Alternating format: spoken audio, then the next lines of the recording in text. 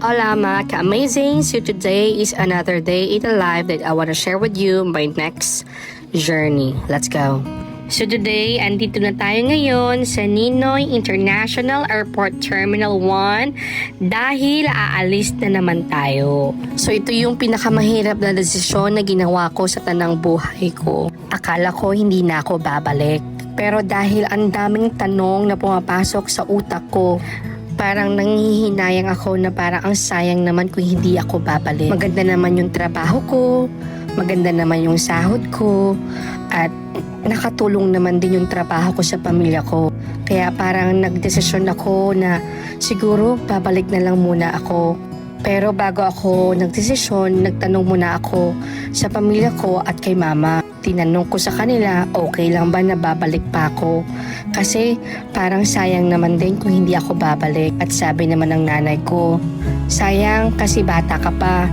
Para at least makakapag-ipon ka, mapipili mo yung mga gusto mo, at para makapagpundar ka pa na mas marami.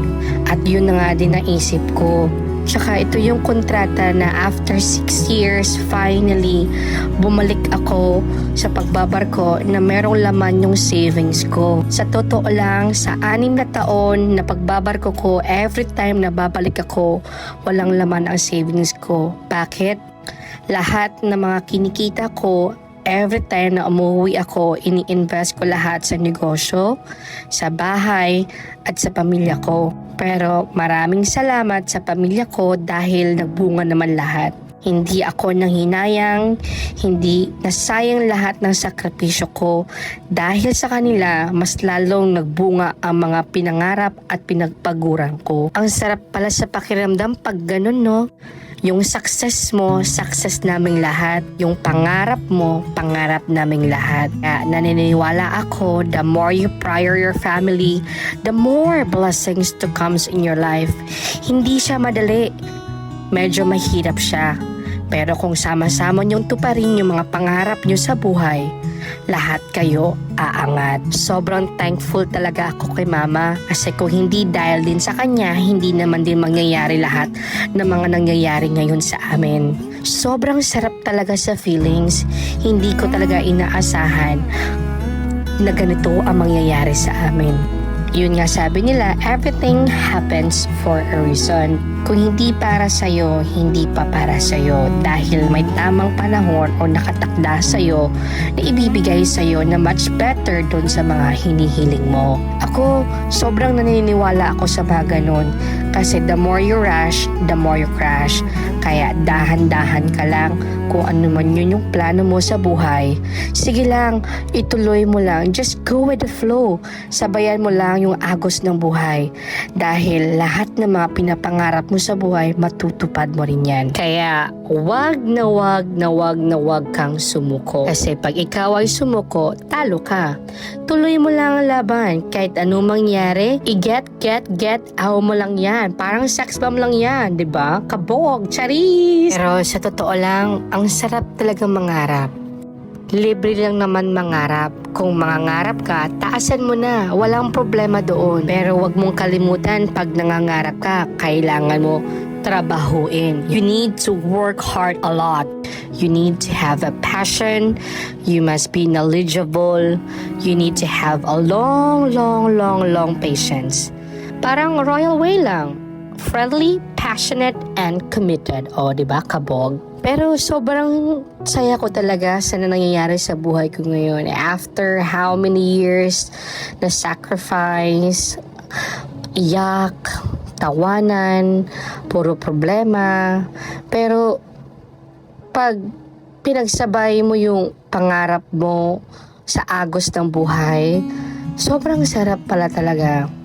Ang dami ko na napuntahang lugar, ang dami ko na nakitang mga tao, nakasalumuhan, naging kaibigan. Lahat yan sila naging part ng aking success sa buhay. Lahat yan sila naging parte ng buhay ko. Ang dami kong natutunan sa kanila. Iba-iba ang klase ng tao. Kailangan ikaw mag-intindi sa kanila, kailangan marunong ka makisama, kailangan maging friendly ka para kahit papaano, yung mga friends mo, they are the reason why you are successful right now also. dahil sila yung kasama mo araw-araw at naging inspirasyon mo. Iba kasi yung feelings na marami kang kaibigan. Kasi minsan, yung mga kaibigan mo, malaking tulong din yan sa buhay mo. Hindi porket ginamit ka lang, parang ginamit mo na rin. Hindi ganun. Vice versa, pag tinulungan ka, tulungan mo rin sila. Hindi yung porket tinulungan ka, hindi mo na rin sila tutulungan. Porket nakita mo silang umangat, hatakin mo na ng bababa. Minsan kasi, or madalas, nangyayari sa magkakaibigan yung insecurities, kaya nasisira yung relationship nila. For me, insecurities is my inspiration. Nai-inspired ako lagi. Mas nagiging hard worker ako. Mas natutunan ko ng pansin pag once may nakita akong ganito, parang gusto ko ng ganito, mas lalo akong nagaganahan na tuparin yung mga pangarap ko. Kaya minsan try your insecurities to make your inspiration na maging strong ka. Kung kaya nila, kaya ko rin. Kasi masarap yung sa feelings, yung ganun yung cycle ng buhay mo.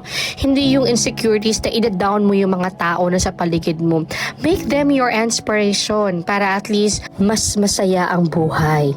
Hindi natin dapat ikumpara lagi ang buhay natin sa buhay ng iba. Kasi ikaw, hawak mo ang buhay mo, sila hawak nila ang buhay nila. So you need to work hard para at least matupad mo rin yung mga pangarap mo. Tsaka ako, hindi naman ako perpekto. Hindi naman din ako katalinuhan. Pero madiskarte ako. Pero yun lang talaga ang pinaka-importante sa buhay.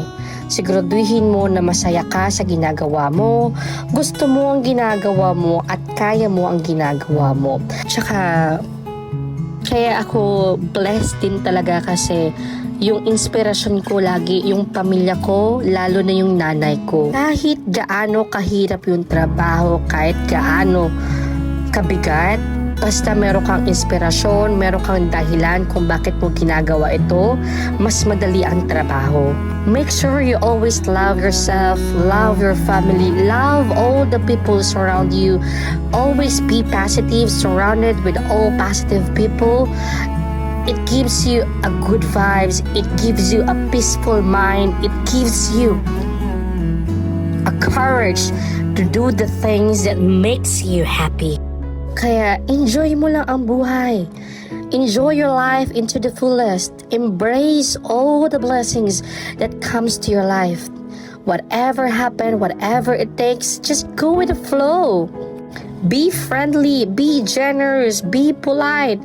Mahalin mo yung mga tao na sa paligid mo. Patawarin mo yung mga taong nagkasala sa'yo para mabigyan ka ng peace of mind.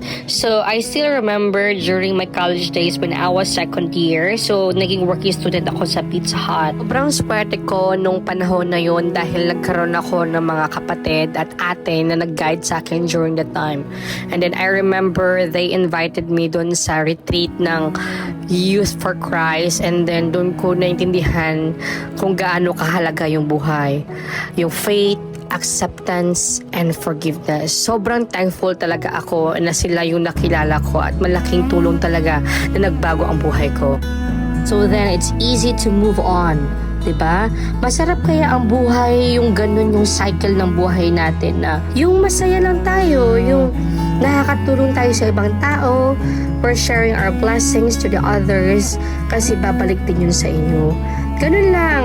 That's the cycle of our life talaga, di ba? Sharing is caring, di ba? Life is not a competition. So, hindi natin kailangan i-rush kung ano man ang gusto natin sa buhay. I-enjoy natin, i-embrace lang talaga natin. Hindi naman tayo perfecto. Hindi naman lahat tayo na kailangan talaga perfect ang gagawin natin. Hindi nga ako marunong mag-English. Hindi naman ako katalanuhan. Pero nga, dahil malakas talaga ang loob ko, kahit ano pa man yung trabaho na yan na ikakabuhay ng pamilya ko, ilalabang ko. Kaya nagpapasalamat talaga ako sa pamilya ko dahil lagi silang nandyan para suportahan ako kung ano man yung mga pinapangarap ko sa buhay. Kaya kayo, wag na wag kayong sumuko. Ituloy lang ang laban. Whatever it takes, life must go on. So thank you for watching, everyone. See you around. Bye!